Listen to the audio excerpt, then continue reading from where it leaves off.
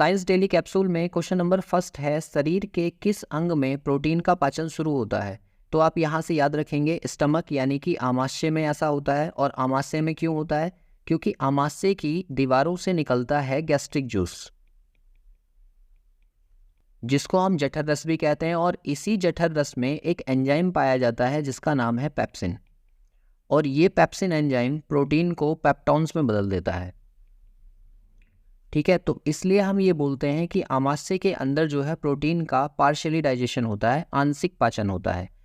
आमाशय से रिलेटेड एक और क्वेश्चन आपको याद रखना है कि ये जो है रेड कलर का ऑर्गन होता है। और दूसरा क्वेश्चन यहाँ से, इसकी शेप कैसी होती है? जे शेप्ड होता है।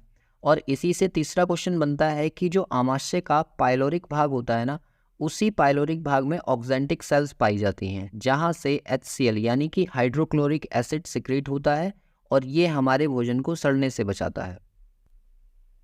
क्वेश्चन नंबर 2 को देखिए, इसमें कहा है यकृत। यकृत यानी कि लीवर में कार्बोहाइड्रेट के रूप में संचित अपचा भोजन कहलाता है, तो उसको हम कहते हैं ग्लाइकोजन। एक इंसुलिन हार्मोन सिक्रीट होता है और वो इंसुलिन हार्मोन क्या करता है, जो हमारी बॉडी में बनने वाला आवश्यकता से ज़्यादा ग्लूकोज है ना, उसको ग्लाइकोजन में कन्वर्ट कर देता है। और यही ग्लाइकोजन क्या कहलाता है? अपचा भोजन कहलाता है।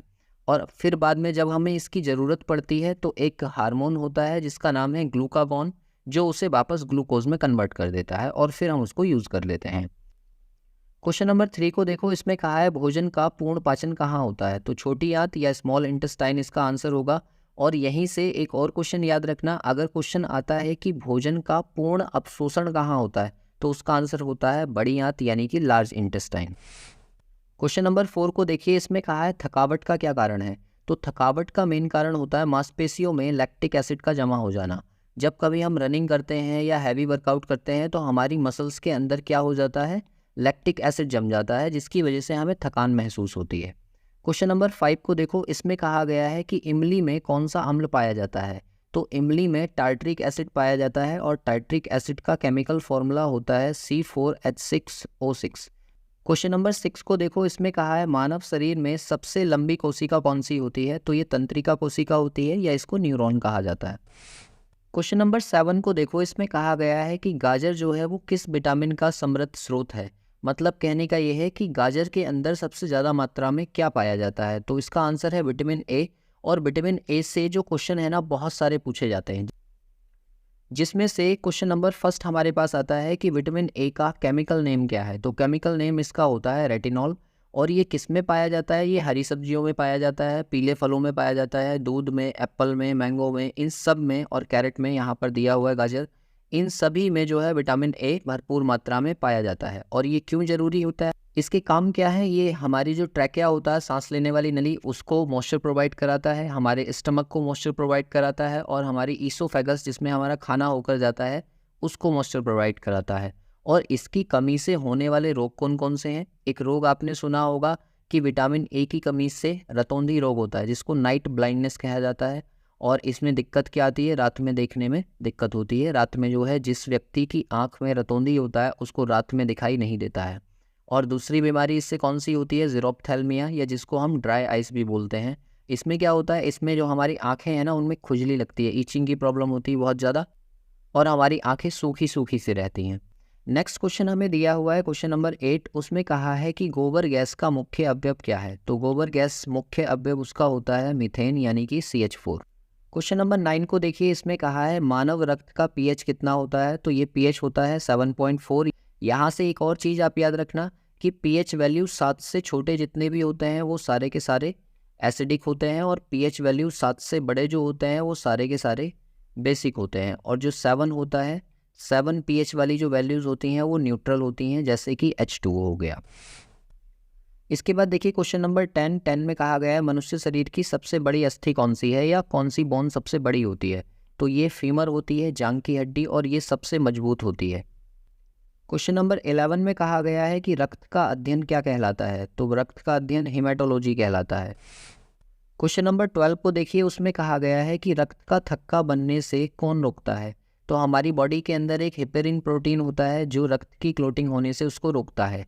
यही कारण है कि हमारी बॉडी के अंदर ब्लड जो है वो जमता नहीं है। क्वेश्चन नंबर 13 देखिए, इसमें कहा है रक्त प्लाज्मा में जल की मात्रा कितनी होती है। तो रक्त प्लाज्मा के अंदर 92% के आसपास वाटर होता है। यहाँ से देखो मैं आपको बताता हूँ, 3 क्वेश्चन आप याद रखना कि एक 92% के आसपास तो पानी होता है और दूसरा 7% के आसपास प्रोटीन होते हैं, ठीक है, और 1% जो होता है वो सॉल्ट होता है। ये हमारे ब्लड की बात हो रही है। इसी में आ जाते हैं जैसे ग्लोबुलिन आ जाएगा और फाइब्रिनोजन आ जाएगा और एल्बुमिन आ जाएगा। ये तीनों के तीनों प्रोटीन जो हैं इन 7% में आ जाएंगे। और यहीं पर एक प्रोटीन हमारी बॉडी के अंदर पाया जाता है जिसको हीमोग्लोबिन कहते हैं। और हीमोग्लोबिन की कमी से होने वाला रोग जो है वो एनीमिया होता है, जो कि प्रेग्नेंट लेडीज़ में सबसे ज़्यादा होता है। दिक्कत क्या होती है इसमें? वीकनेस होती है और सांस लेने में दिक्कत होती है और हार्ट बीट वगैरह तेज़ हो जाती है।